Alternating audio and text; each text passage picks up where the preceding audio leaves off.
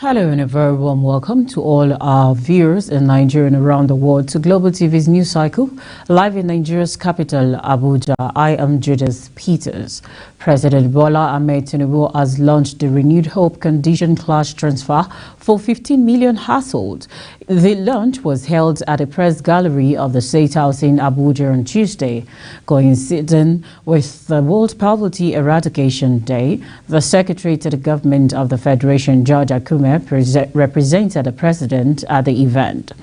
The President had in his maiden Independence Day broadcast to Nigeria on October 1st, 2023, announced a cash and cash transfer program which he said would target vulnerable citizens. The 15 million household, according to the Humanitarian Affairs Minister, represents 62 million Nigerians. She said that the sum of 25,000 naira would be transferred to the beneficiaries on a monthly basis for 3 months, which amount to 75,000 for each of the beneficiaries.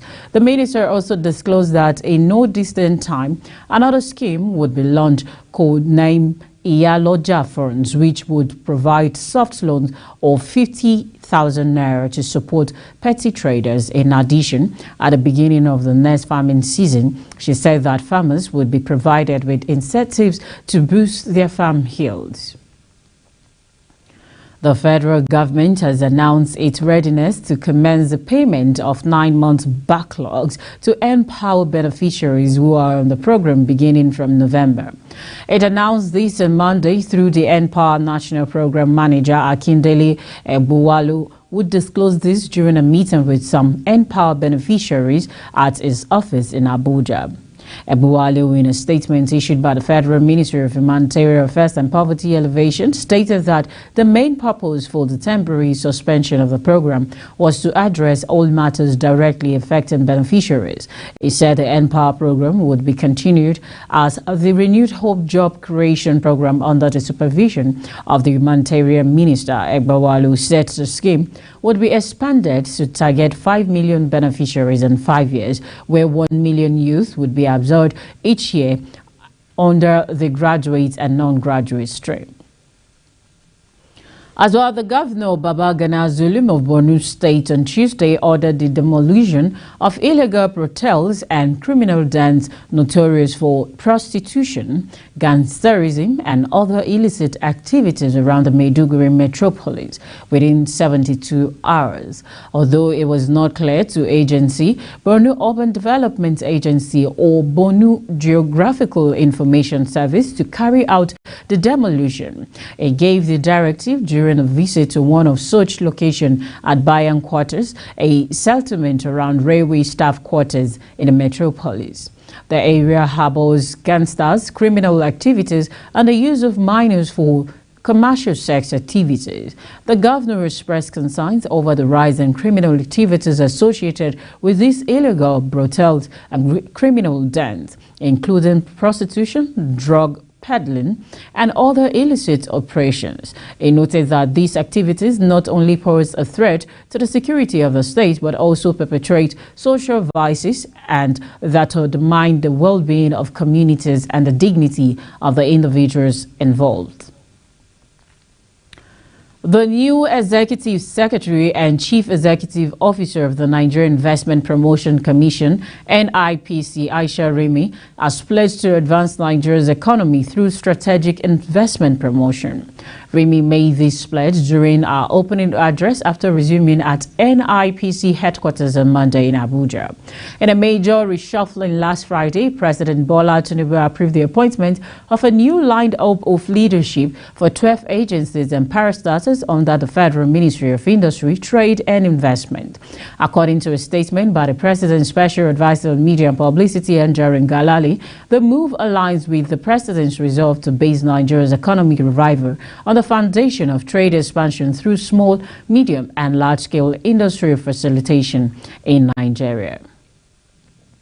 And now the Nigeria Center for Disease Control and Prevention, NCDC, the National Veterinary Research Institute, the Niger Delta University Teaching Hospital, the Pandemic Sciences Institute at the University of Oxford, the United Kingdom Public Health Rapid Support Team, and stakeholders in Lagos and Rivers State on Monday launched a multidisciplinary research project to address the knowledge gaps on monkeypox. The monkeypox research project, epidemiological and clinical investigation of monkeypox in Nigeria, a multidisciplinary research project to inform case management and outbreak prevention and control, will also help to improve the public health response to the monkeypox virus in Nigeria and beyond. You're watching Global TV's news cycle, coming to you live from Nigeria's capital, Abuja. We're on StarTimes channel 276. Kindly follow us across our social media platform using at Global TV NG and other handles now showing on your TV screen. We'll be back with more stories for you after the short break. Please don't go away.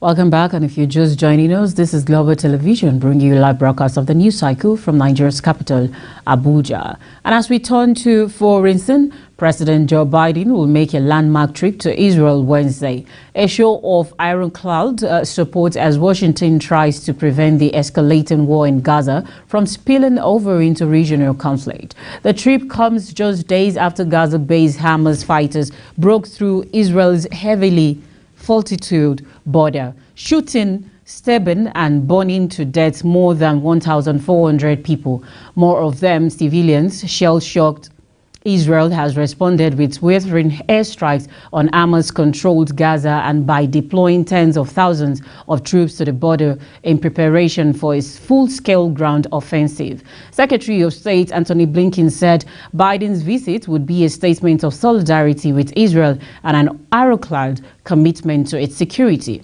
Washington has already sent 2 aircraft carrier strike groups to the eastern Mediterranean to detail hostile actions against Israel. Let's take a look at business. Human rights lawyer Femi Falana SAN has disclosed that the Central Bank of Nigeria, CBN, only printed 402 billion naira to replace the about 3 trillion naira old banknotes withdrawn from circulation during the currency redesign policy in the early part of 2023. Falana said he relied on the Provision Freedom of Information Full Act to obtain details about the amount of currency printed and management of the implementation process. Recall that the CBN had said it redesigned a higher denomination of banknotes to check counterfeit and vote buying during the 2023 general election. The situation put the country in currency strain before and during the election. Falana said during the currency scarcity period, when some people collapsed and others died while on queues to get cash at various banks, with some banks attacked and burnt by frustrated bank customers, the CBN failed to show sympathy with Nigerians.